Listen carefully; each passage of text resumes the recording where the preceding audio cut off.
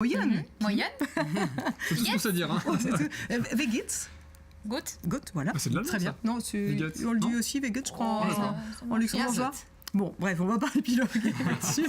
Mais en tout cas, tu es venu nous parler de cette langue puisqu'une pétition, la pétition 698, a été lancée en faveur de cette langue, justement. Oui, pour que le luxembourgeois devienne la première langue nationale au Grand-Duché, c'est l'intitulé exact de cette pétition publique. Elle a été déposée à la Chambre mi-septembre. En 4 jours, elle a récolté plus de 4500 signatures. C'est le seuil requis pour entamer un débat public au sein de la commission parlementaire. Une pétition qui crée un tas de ressentiments au sein de la population résidente luxembourgeoise. Leur patrimoine linguistique est-il vraiment en danger? C'est la question que je me suis posée. Regardez le reportage.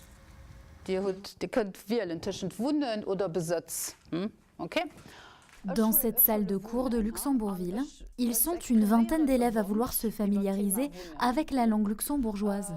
Certains viennent ici pour la 3e année consécutive et éprouvent malgré tout toujours des lacunes dans la pratique du luxembourgeois au quotidien. Je suis française et bon, c'est une langue germanique, alors la structure des phrases est différente et la prononciation est très difficile et si on prononce mal, ça change complètement une phrase, alors vaut mieux pas se planter.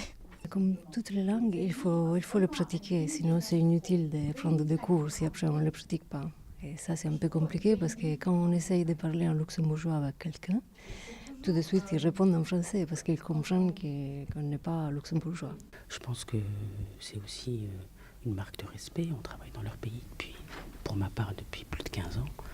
Donc la moindre des choses, c'est quand même de savoir parler leur langue et puis de pouvoir leur répondre dans leur langue. Démocratiser l'apprentissage de la langue dans un pays où près de la moitié des résidents est issue de l'immigration, c'est le défi de la ville de Luxembourg. Les cours de langue et de culture luxembourgeoise qu'elle propose connaissent un véritable succès. En 6 ans, tous les indicateurs sont en hausse. C'est à la demande aussi des étrangers que les cours ont explosé, ou l'offre des cours a explosé, parce qu'ils veulent vraiment apprendre pour pouvoir s'intégrer, pour faire partie du pays. Face à une part de la population prête à faire des efforts, il y a aussi celle qui s'inquiète de voir son patrimoine linguistique s'éteindre à petit feu. Lucien Velter vient de déposer une pétition à la Chambre pour que le luxembourgeois devienne la première langue officielle du pays. La langue française, ici, elle est partout au Luxembourg. Les lois sont en français, la juridiction est en français, la législative est en français. Et là commence le problème que beaucoup d'enfants, ils ont un échec à l'école parce qu'ils ne comprennent pas bien le français. En moins de 4 jours, sa pétition a recueilli le nombre de signatures requises, 4500, pour engager un débat public devant la commission parlementaire. Le débat ne date pourtant pas d'hier. Dans les faits, le luxembourgeois est déjà une langue officielle et administrative, au même titre que le français ou l'allemand. Elle ne remplit simplement pas toujours les mêmes fonctions. Le luxembourgeois, par exemple, est une langue informelle qui se pratique davantage à l'oral qu'à l'écrit. Même s'il existe une orthographe officielle, la plupart de la population ne la maîtrise pas. La question, est-ce que le luxembourgeois est en état de danger pour l'instant? Nous, ici à l'université, on dirait que sûrement que non. Qu'en fait, le luxembourgeois se porte très bien, de plus en plus utilisé par les migrants, effectivement, les étrangers qui viennent travailler ou vivre au Luxembourg. Le problème avec le débat récent, c'est que ça descend vite dans je dirais même des arguments plutôt nationalistes, même racistes, ce qui est dommage. Si elle devenait en tout cas plus importante d'un point de vue officiel, il faudrait davantage de professionnels de langue.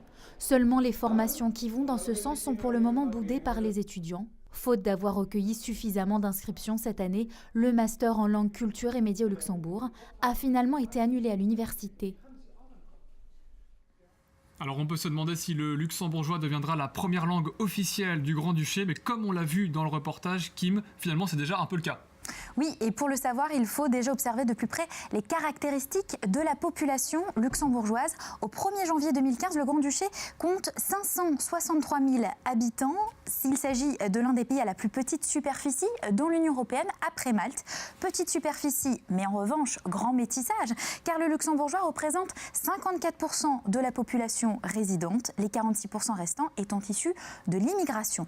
Alors évidemment, je ne vous apprends rien si je vous dis que la première communauté est lusophones, il s'agit bien évidemment des Portugais, 11%, suivi des Français, 7%, des Italiens, des Belges, puis des Allemands. Difficile donc pour le luxembourgeois, vous l'imaginez, de trouver sa place dans une société multiculturelle comme celle du Grand-Duché.